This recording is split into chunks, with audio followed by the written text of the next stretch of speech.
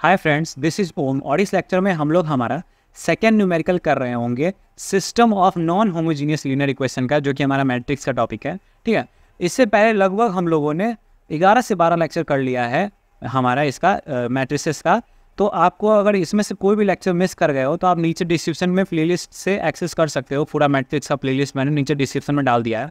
तो आते हैं हमारे सेकेंड न्यूमेरिकल के ऊपर। सेकेंड न्यूमेरिकल है हमारा examine the consistency of the system and if found consistent. मतलब हमें एग्जामिन करना है कंसिस्टेंसी को, अगर वो कंसिस्टेंट फाइंड आउट हुआ, ठीक है, तो देन सॉल्व द इक्वेशन। अगर हमारा कंसिस्टेंट निकला तो इसका मतलब कुछ सॉल्यूशन होगा ना उसका, तो वो हमें सॉल्यूशन फाइंड आउट करके देना है इसको। ठीक है, तो हमें क्वेश्चन में 3 इक्वेशन दे दिया हुआ है और इसके लास्ट लेक्चर को देखोगे तो आपको इतना पता चल गया होगा कि इक्वेशन को देख के मैट्रिक्स कैसे लिखना है, ये तीनों इक्वेशन को देख के। ठीक है, तो चलो हम लिखते हैं। पहले तो हम यहाँ पे ये जो पहला लाइन लिखेंगे, एग्जाम में आपको इसी तरह से लिखना है कि the above equation in matrix form. ठीक है, जो हमारा अबव इक्वेशन है जो 3, उसको मैट्रिक्स फॉर्म में कैसे लिख सकते हैं, capital A into capital X equal to B। तो हमारे पास ये इक्वेशन है और इसके बाद जो हमारा मैट्रिक्स इसको हम लिखेंगे, जैसे हमारे पास X का, Y का और Z का कोफिशिएंट देखो 1 1 और 2। ठीक है, तो 1 1 और 2। सेकंड इक्वेशन देखो 2 4 -3, 2 4 -3। ठीक है, थर्ड इक्वेशन देखो 3 6 और यहाँ पे क्या है हमारा -5। ठीक है, तो 3 6 -5। बहुत सिंपल है, बहुत सिंपल है मैट्रिक्स को लिखना इक्वेशन को देख के। ठीक है, और इसके बाद हमारे पास जो अननोन जो वैल्यू दिया हुआ है उसको हम इस फॉर्म में लिखेंगे, कैपिटल X इक्वल टू, और ऐसे बॉक्स बना देना। और अननोन कितने हैं, X Y Z से 3 अननोन है, तो हमने इसको ऐसे लिख दिया X Y Z, ऐसे तीनों अननोन को। ठीक है, अब इसके बाद क्या है, हमें इक्वल टू में जो वैल्यू दिया हुआ है 910, तो जो इक्वल टू में दिया हुआ वो हमारा B का वैल्यू होता है, तो B इक्वल टू 910। सिंपल, हमने इसको इस फॉर्म में लिख दिया है। अब इसके बाद अगला स्टेप क्या होता है, आर्गुमेंटेड मैट्रिक्स का। ठीक है, तो लेट A रेशियो B, और ऐसे बॉक्स बन गया B एन आर्गुमेंटेड मैट्रिक्स। ठीक है, अब आर्गुमेंटेड मैट्रिक्स को कैसे लिखना है, A रेशियो B के फॉर्म में, मतलब ये रहा A और रेशियो B 910। ठीक है, तो इसको हमने ऐसे बॉक्स बनाया, A रेशियो B लिख दिया और ऐसे बॉक्स बनाया, इक्वल टू मैट्रिक्स के अंदर हमारा ये मैट्रिक्स लिख दिया जो हमने A मैट्रिक्स बनाया था इक्वेशन को देख के। अब इसके आगे ऐसे रेशियो वाले साइन लगा दो। ठीक है, और उसके बाद जो B की वैल्यू है 910, तो इसके आगे ऐसे 910 लगा दो, तो ये हमारा आर्गुमेंटेड मैट्रिक्स बन के आ गया। ठीक है, अब इसके बाद का स्टेप आपको मालूम है, अगर मैट्रिक्स के अंदर पहला जो हमारा एलिमेंट है वो हमारा 1 है, तो इसके बाद हम क्या करते हैं, इसके बाद हम इसके नीचे जो हमारा 2 और 3 होता है उसको हम 0 करते हैं। ठीक है, इसमें मैंने आपको क्या बोला, इसमें रैंक निकालने के लिए आपको, जैसे ये मैट्रिक्स है, इसमें रैंक अगर फाइंड आउट करना है तो इसमें हमें क्या लगाना है, रो एक्लियन फॉर्म हमें यहाँ पे लगाना है। ठीक है, तो रो एक्लियन फॉर्म बिल्कुल सेम स्टेप फॉलो करेंगे जो हम रो एक्लियन फॉर्म में करते थे। तो चलो आगे बढ़ते हैं। इस 2 को 0 करने के लिए क्या करेंगे, रो 1 में 2 से मल्टीप्लाई करेंगे और रो 2 से माइनस कर देंगे, तो रो 1 में 2 से मल्टीप्लाई करते हैं। ठीक है, तो यहाँ क्या बन जाएगा 2 2 और ये 4। ठीक है, और यहाँ पे इसको भी रो में काउंट करना, तो 9 2 जा 18, तो ये हो गया हमारा। और इसके आगे क्या लगा हुआ है, माइनस, तो इसके आगे हमने लगा दिया माइनस, ये माइनस और ये माइनस। अब क्या है, इसको रो 2 के साथ माइनस करना था ना, तो क्या हो गया 2 - 2 0। ठीक है, -2 4 2। ठीक है, मतलब 4 में से -2 करोगे 2 आएगा ना। अब -3 -4 -7। ठीक है, इसके बाद क्या आता है हमारा 1 और -18, तो क्या बन जाएगा -17। ठीक है, अब ये 2 तो 0 हो गया ये इक्वेशन में। अब हमें क्या करना है, इस 3 को 0 करना है। इस 3 को 0 करने के लिए क्या करेंगे, हमारा रो 1 में हम 3 से मल्टीप्लाई करेंगे, रो 1 में हम 3 से मल्टीप्लाई करेंगे, तो यहाँ आ जाएगा 3 3 3 2 6 और 9 3 27। इन सब के आगे हमने ऐसे माइनस लगा दिया। अब करते जाओ ऐड, तो 3 - 3 0। ठीक है, 6 - 3 3।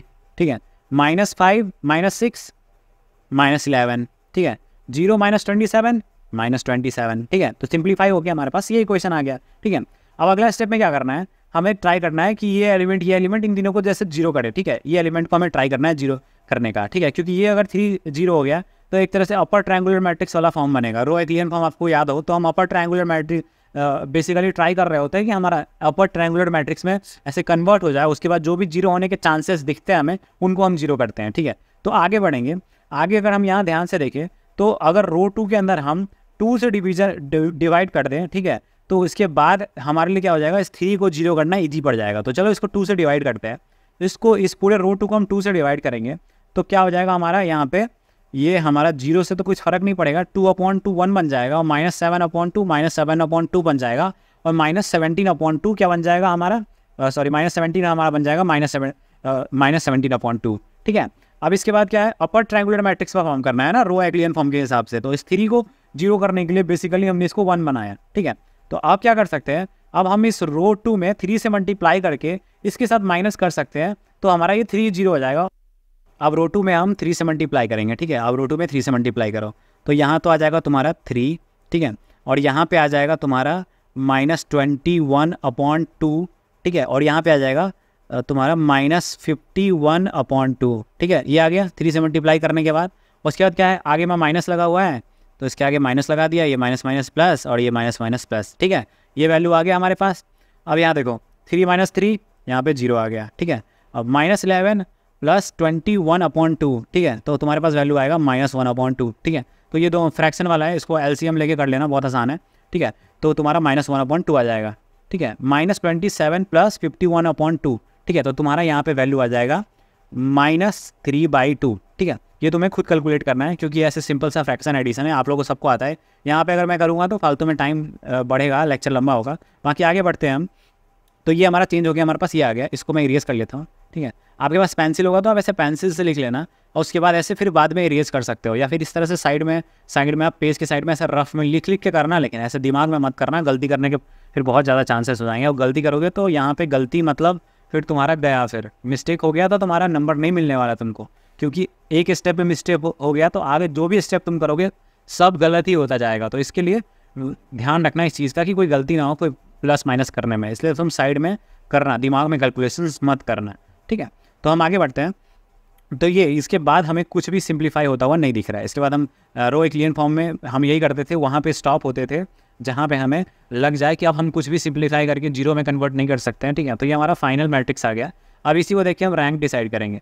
तो ये हमारा क्या था, फर्स्ट पार्ट हमारा ए था और रेशियो ये सेकेंड जो बाद में है वो हमारा बी है, ठीक है। तो अब इसको देख के हमें रैंक डिसाइड करना है। तो जो ए है, सिर्फ ए पार्ट को देखो, ये वाला पार्ट ना ऐसे ऐसे गायब कर दो, सिर्फ ए पार्ट को देखो, ठीक है। तो ये ए पार्ट को जब तुम देखोगे तो तुमको क्या दिखता है, इसमें नॉन जीरो जो रो है वो कितने हैं, 3 है, तीनों में नॉन जीरो, क्योंकि ये लास्ट में -1/2 है, तीनों में नॉन जीरो रो है, तो non zero row equal to rank, तो rank of A equal to 3, ठीक है। अब हमें क्या देखना है, अब हमें ए रेशियो बी, मतलब इस पूरे मैट्रिक्स का हमें रैंक देखना है पूरा, मतलब ए रेशियो बी का मतलब हुआ कि हमें पूरे का रैंक देखना है। अब ये पहला रो है, ये दूसरा रो है और ये तीसरा रो है, तो क्या इसमें से कोई ऐसा रो है जो तुम्हारा पूरा 0 है, नहीं है, मतलब तीनों रो हमारा नॉन जीरो है, ठीक है।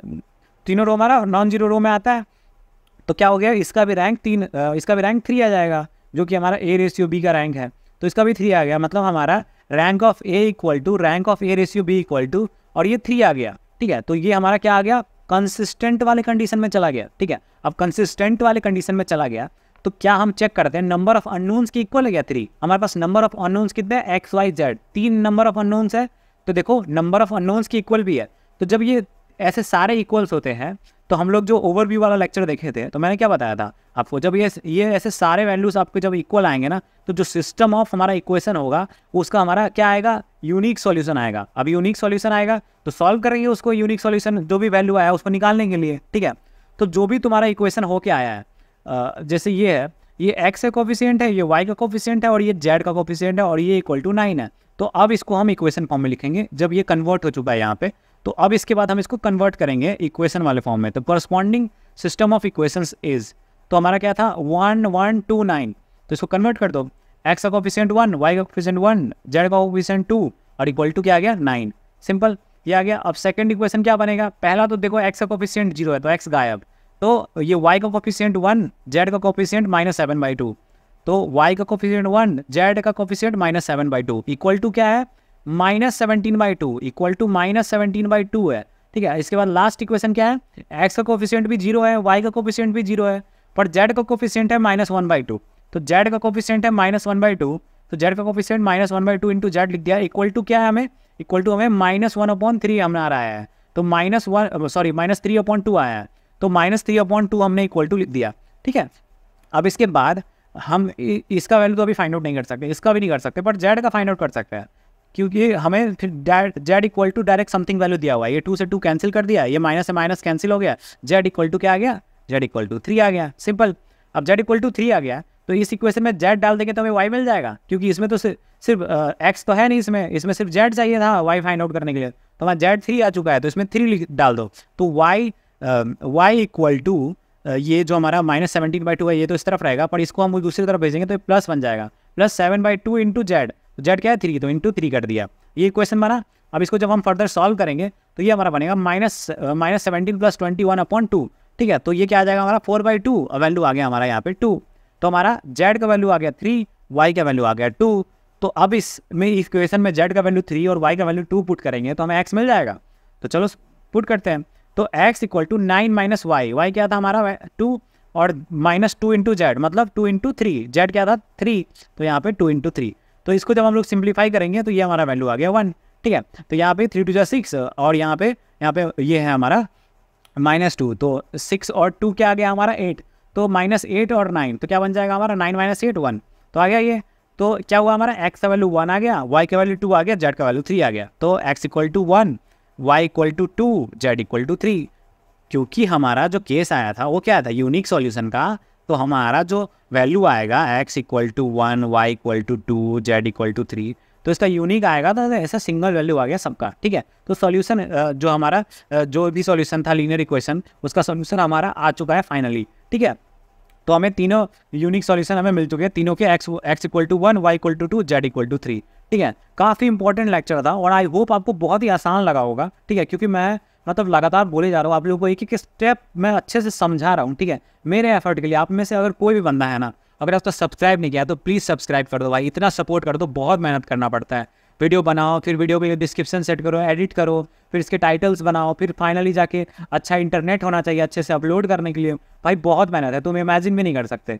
तुमसे बस ऐसे फ्री का बस एक सब्सक्राइब बटन मैं बोलता हूँ कि इतना सपोर्ट कर दिया करो। ठीक है, बहुत अच्छा लगता है जब आप सब्सक्राइब करते हो। तो बाकी आज के लिए इतना ही, वीडियो अच्छा लगा हो तो वीडियो को लाइक करना। बाकी आज के लिए इतना ही, थैंक यू।